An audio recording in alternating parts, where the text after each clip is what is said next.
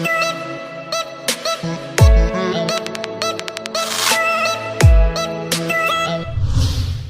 वालेकुम guys, welcome to the YouTube channel Haidar talent. तो आज का जो मैंने सब्जेक्ट चूज़ किया है वो है मेडिकल फ़िज़िक्स। मेडिकल फ़िज़िक्स में सबसे पहले आता है मेडिकल और फिज़िक्स का रिलेशन क्या है, उसमें मैं अलग एक वीडियो बनाऊंगा अलग। लेकिन मैं सबसे पहले आज स्टार्ट करने लगा हूँ structure of atom. Structure of atom, जो सबसे पहले स्ट्रक्चर ऑफ एटम में स्टडी की वो जॉन डाल्टन ने 1808 में की। उसने क्या कहा कि जो मैटर होता है ना वो छोटे छोटे पार्टिकल से बना होता है। तो उसने सबसे पहले एटम का नाम दिया उन पार्टिकल्स को जो छोटे छोटे पार्टिकल्स थे। तो एटम का जो लफ्ज़ है ना ये निकला है एटमॉस से, जो कि एक लैटिन वर्ड है, ठीक है। और इसका मतलब क्या है, एटमॉस का इंडिविजिबल।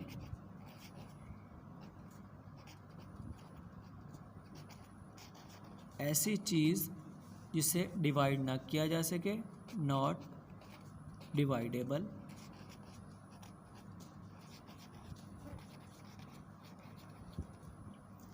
मतलब एटम एक ऐसी चीज़ थी जिसे डिवाइड नहीं किया जा सकता था। उसके बाद मज़ीद इस पर स्टडी की जे थॉम्पसन ने, जिसने स्ट्रक्चर ऑफ एटम को आगे रिकॉग्नाइज्ड करवाया। जे थॉम्पसन, उसने स्टडी की थी 1897 में। उसने बताया था कि एटम का स्ट्रक्चर कैसा है, इसमें कौन कौन से पार्टिकल्स पाए जाते हैं।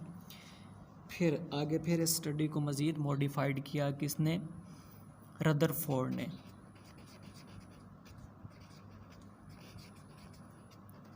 किस सन में, 1911 में। 1911 में मज़ीद रदरफोर्ड ने बताया कि एटम का स्ट्रक्चर कैसा है। फिर इस पर मज़ीद नील बोहर ने स्टडी की। उसने किस सन में स्टडी की, 1940 में। उसने मज़ीद मॉडिफाइड जो स्ट्रक्चर है ना एटम का वो इंट्रोड्यूस करवाया। फिर आगे जब इसको मज़ीद डिवाइड किया गया इलेक्ट्रॉन में, प्रोटॉन में और न्यूट्रॉन में, तो फिर आगे आ जाती है हमारे पास क्वांटम फिज़िक्स, जो कि इनके इलेक्ट्रॉन, प्रोटॉन और न्यूट्रॉन के एनर्जी लेवल भी साथ बताती है। और बताती है कि इसमें स्पिनिंग, ये कौन सी मूवमेंट होती है, इलेक्ट्रॉन की स्पिनिंग होती है, लीनियर होती है। फिर शेल कितने होते हैं, सब शेल कितने होते हैं, उसमें कितने इलेक्ट्रॉन पाए जाते हैं, उनका नाम क्या है और उनके एनर्जी लेवल्स क्या हैं। तो वो सारा क्वांटम फिज़िक्स में आता है, लेकिन हम पढ़ रहे हैं सिंपल फिज़िक्स। तो हम देखते हैं कि एटम में कौन कौन से आगे स्ट्रक्चर्स आते हैं। एटम में 3 स्ट्रक्चर, मेन स्ट्रक्चर आते हैं।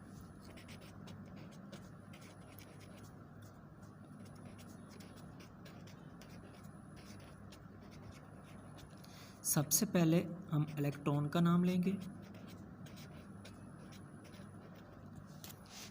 उसके बाद है प्रोटॉन, फिर है न्यूट्रॉन।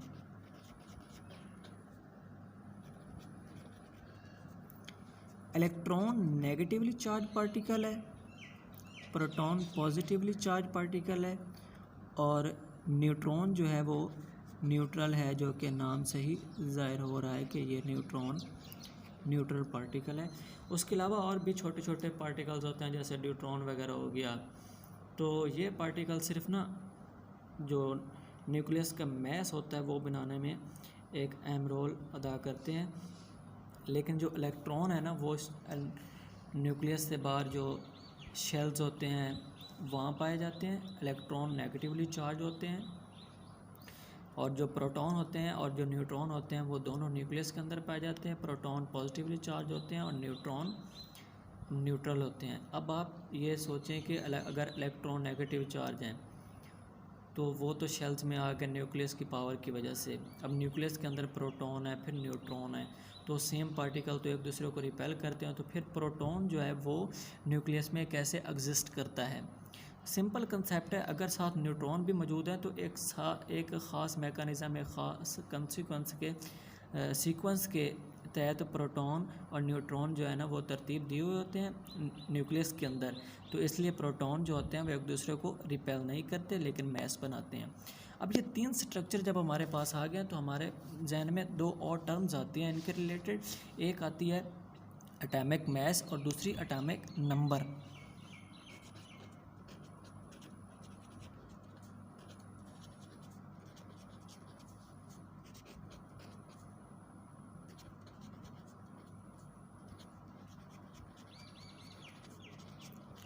अब ये चीज़ें क्या होती है, एटॉमिक मैस क्या होता है और एटॉमिक नंबर क्या होता है। जब हम सिर्फ प्रोटॉन की स्टडी करते हैं ना, सिर्फ नंबर ऑफ प्रोटॉन्स को जब हम देखते हैं तो वो होता है एटॉमिक नंबर।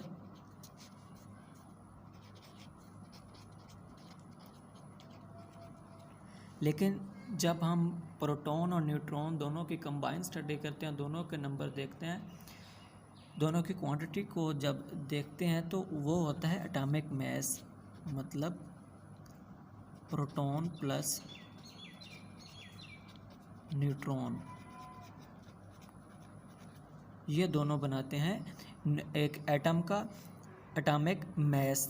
उसके बाद यानी जितने प्रोटॉन पाए जाते हैं ना इतने ही इलेक्ट्रॉन शेल्स के अंदर होते हैं, लेकिन अगर इलेक्ट्रॉन की जो अमाउंट होती है, जो तादाद होती है, अगर वो कम या ज़्यादा होती है तो उस पर एटम पे इफ़ेक्ट पड़ता है। एटम पे क्या इफ़ेक्ट पड़ता है, अगर इलेक्ट्रॉन की अमाउंट जो है वो प्रोटॉन से ज़्यादा हो जाती है तो फिर जो एटम है उस पर नेगेटिव चार्ज आ जाता है। अगर इलेक्ट्रॉन की अमाउंट जो होती है, तादाद जो होती है, वो प्रोटॉन से कम हो जाए तो फिर एटम पे पॉजिटिव चार्ज होता है और वो पॉजिटिवली चार्ज एटम कहलाता है और उसको कहते हैं कीटाइन। अगर नेगेटिवली चार्ज एटम हो तो फिर उसको कहते हैं इनाइन। लेकिन अगर न्यूट्रॉन की अमाउंट जो है वो चेंज होती है तो उस पर वो इफ़ेक्ट पड़ता है आइसोटोप्स। आइसोटोप जो एक टर्म है ना वो रिलेट करती है हमारे किस चीज़ से, नंबर ऑफ न्यूट्रॉन से। आइसोटोप्स की एक अलग स्टडी है, लेकिन हम सिर्फ आज के लेक्चर में पढ़ेंगे इलेक्ट्रॉन, प्रोटॉन और न्यूट्रॉन को। तो आगे देखते हैं। फिर सबसे पहले हम देख लेते हैं जी न्यूक्लियस को, जो कि एक अहम पार्ट है एटम का। तो सबसे पहले हम न्यूक्लियस को देखते हैं, क्योंकि एटम में जो मेजर पार्ट आ रहा है ना एटम का वो होता है न्यूक्लियस है। उसके बाद न्यूक्लियस के अराउंड जो होते हैं शेल्स में वो होते हैं इलेक्ट्रॉन। तो हम सबसे पहले देखते हैं न्यूक्लियस को।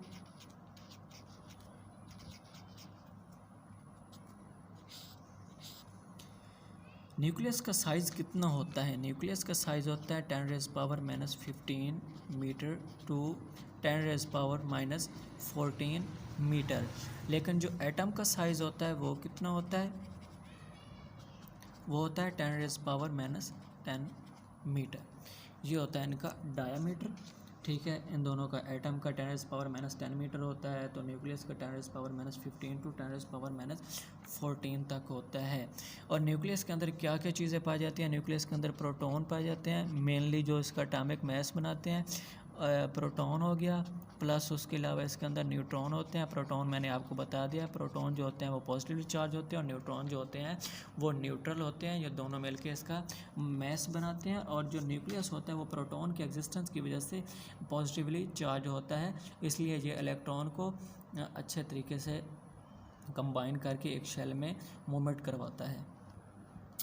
अगर एक एटम के अंदर नंबर ऑफ़ इलेक्ट्रॉन और नंबर ऑफ़ प्रोटॉन सेम होते हैं तो फिर वो क्या होता है, उस एटम को हम न्यूट्रल एटम कहेंगे। अगर ये इलेक्ट्रॉन के चेंज होते हैं, प्रोटॉन के चेंज नहीं होते इतने ज़्यादा नंबर, क्योंकि न्यूक्लियस के अंदर पाया जाता है। इलेक्ट्रॉन जो होता है वो मूव कर रहा होता है न्यूक्लियस के अराउंड उसकी ग्रेविटेशनल फोर्स की वजह से, तो नंबर ऑफ़ इलेक्ट्रॉन चेंज होते हैं। जैसे मैंने पहले आपको बताया, अगर नंबर ऑफ़ इलेक्ट्रॉन ज़्यादा हो जाते हैं तो फिर एटम जो होता है वह नेगेटिव चार्ज होता है, जिसे इनाइन कहते हैं। और अगर नंबर ऑफ़ इलेक्ट्रॉन जो होते हैं वो प्रोटॉन के नंबर से कम हो जाते हैं तो फिर जो एटम होगा वो कैटाइन कहलाएगा, यानी पॉजिटिवली चार्ज एटम कहलाएगा। दूसरे नंबर पे हम किसको स्टडी करेंगे, उसके बाद हम देखते हैं जी प्रोटॉन को।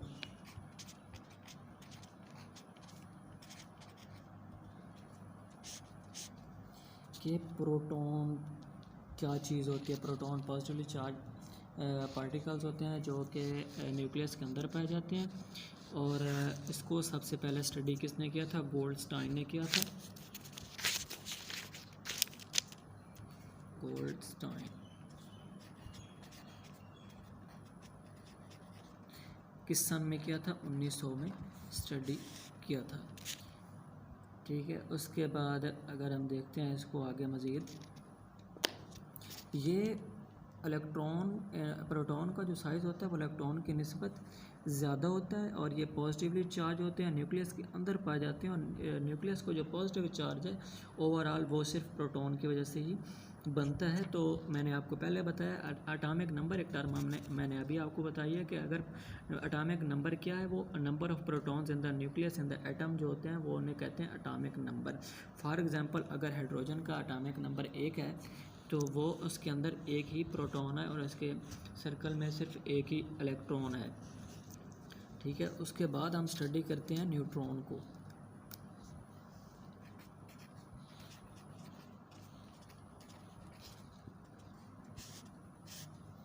कि न्यूट्रॉन एक न्यूट्रल एटम है, न्यूट्रल पार्टिकल है, सॉरी एटम नहीं है, न्यूट्रल पार्टिकल है। तो इसकी स्टडी सबसे पहले किसने की थी? जेम्स चैडविक ने।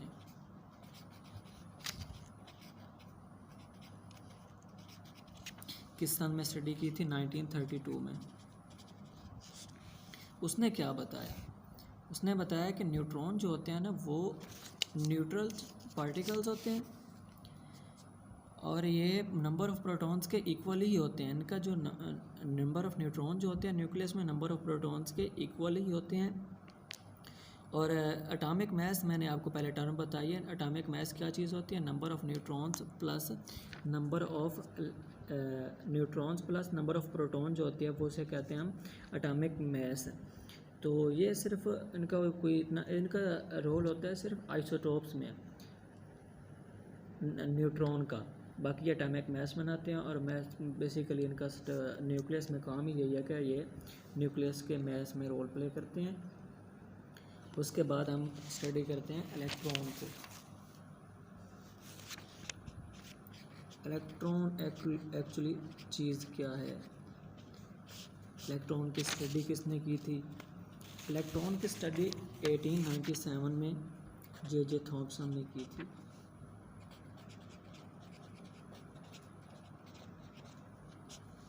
एटीन 97 में उसने क्या कहा? उसने कहा कि जो इलेक्ट्रॉन होते हैं ना ये न्यूक्लियस के इर्द गिर्द शेल्स में पाए जाते हैं, नेगेटिवली चार्ज होते हैं और इन पे इनके नंबर ऑफ़ इलेक्ट्रॉन के पे ही बेस करता है कि आपका एटम जो है वो पॉजिटिव है या फिर नेगेटिव है, इनके नंबर पे डिपेंड करता है। और इसका जो साइज़ होता है वो आपको बताता हूँ।